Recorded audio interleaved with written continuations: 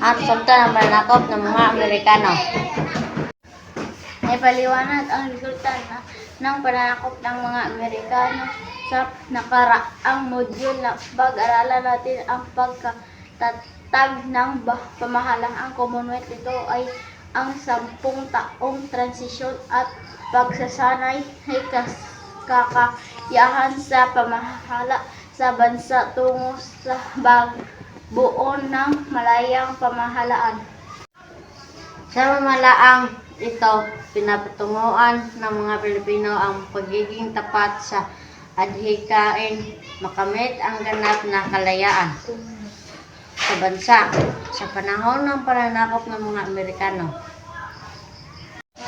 Marami naganap na pang kayari at modernong pagbabago ang pinakilala ng nila sa bansa. Sila ay nagbabago sa iba't ibang aspekto ng pamumuhay sa bawat Pilipino.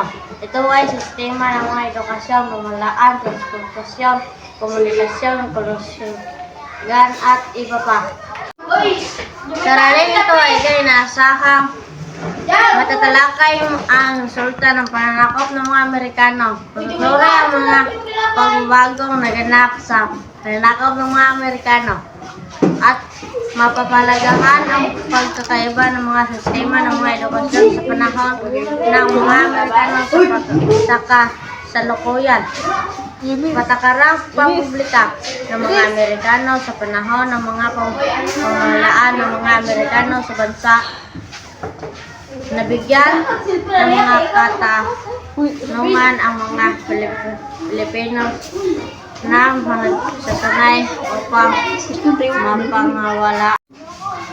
Kamaswaan ng bansa dito ay patungon nila ang pagiging tapat sa kanilang adhikain ng kalayaan at demokrasyon. Binigyan din nila ang pamahalaang demokrasyon na naging pamana nila sa bansang pagbabago sa edukasyon. Edukasyon ay itinuturing na pinakamalaking ambag ang mga Amerikano sa bansa. Dala ang pagbibigay nila ng pagkakataon sa lahat ng Pilipino na nakapag-aral ng libre. Nagtatag ng libreng edukasyon para sa elementarya ang mga Amerikano noong 1901. Nalinsunod sa batas bilang 17 ang National Council of Education ay naitatag upang magpayo at gumabay sa panahon ukol sa pagbabati at pagre-reforma sa sistema ng edukasyon. Napagtuunan din ang pansin ng pamahalaan ang lahat ng antas ng edukasyon sa publiko at pribadong paaralan. English ang naging wika ng pagtuturo sa lahat ng paaralan sa bansa. Nabigyan din ng edukasyon ang pagtuturo ng vocational character education, pagpapaabot ng kultura ng mga Amerikano at inalis ang sapi litang pag-aaral ng relihiyon sa mga paaralan. Dahil dito, natuto ang mga Pilipino magsalita ng mga wikang English ng gaya ng mga Amerikano, kumain ng mga pagkain Amerikano at higit sa lahat ay mag-isip na gawa gaya ng mga Amerikano. Ang mga sundalo Amerikano ang unang naging guro sa Pilipinas na pinahalita ng mga gurong Amerikano sa tinawag na Tomasites. Dahil sa sinakyan nilang Amerikano, tinawag ng Bartong SS. Tumas papuntang Pilipinas dahil sa patakaran sa paggamit ng wikang English. Natutunan ng mga manunulat na Pilipino na sumulat ng nobela maikiling, kwento, tula at dula sa wikang English. Si Zoilo M. Galang ang nakapagsulat ng unang nobela sa 21-541 per A. Calabarzon, Aralpan G6 English.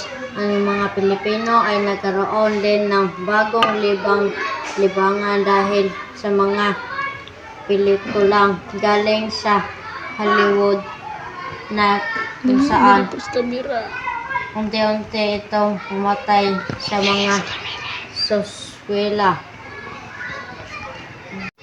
Kalusugan ay itatag ng mga Amerikano noong 1901 ang grupo ng kalusugang pampubliko dahil dito naitatago ang mga kliniko at ospital sa bayan. Ang Philippine General Hospital na naitago noong 1910 ang pinakatagumpay na ospital sa bansa. Ang mga sakit na kolera, tuberculosis, kolera at iba pang nakakahawang sakit ay nagsagpo dahil sa makabagong medisina, transportasyon at komunikasyon. Napabilis ang transportasyon sa bansa nang ipakilala ang mga di makinang sasakyang pandagat at sasakyang panlipunan. Panghibabuwid. Dahil dito napabilis ang pagkikipagikalakalan sa iba't ibang panig ng bansa.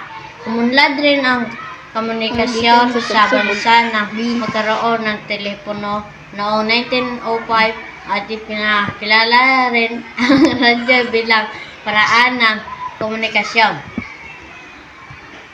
Sa pananakop ng mga Amerikano sa Pilipinas, malaki ang naging pagbabago nito sa pamumuhay ng mga Pilipino. Natutong pangasiwaan ng mga Pilipino sa bansa at naipakilala ang pamahalaang demokrasyon. Libreng edukasyon para sa lahat ang isa sa ambag ng mga Amerikano sa bansa. Napabilis ang sistema ng transportasyon at komunikasyon sa bansa.